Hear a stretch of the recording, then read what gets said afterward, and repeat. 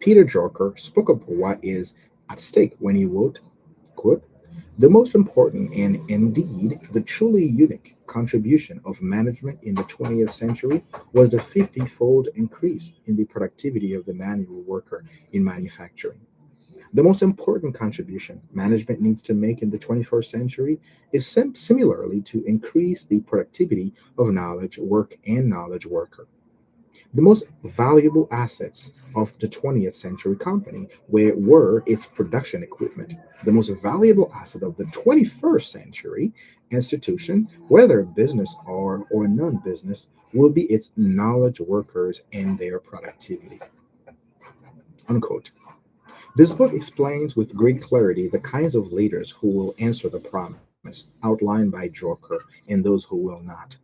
As I read this book, a key insight was that multipliers are hard-edged managers. There is nothing soft about these leaders. They expect great things from their people and drive them to achieve extraordinary results. Another insight that resonated with me that was that people actually get smarter and more capable around multipliers. That is, people don't just feel smarter, they actually become smarter. They can solve harder problems, adapt more quickly, and take more intelligent action. People who understand these ideas will be well positioned to make the shift the authors describe from genius, where they may try to be the smartest person in the room, to genius maker, where they use their intelligence to access and multiply the genius in others.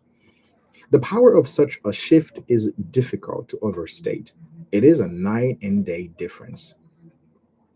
What I love about this book, I admire the work and insight in this book for several reasons.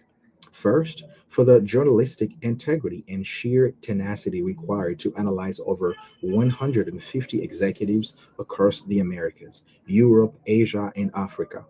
The book is full of rich and vivid examples gathered from all over the world. Second, for the way this book focuses on just those few things that really differentiate intelligence multipliers and intelligence diminishers. This isn't a general book on leadership with all good qualities on one side and all bad qualities on the other.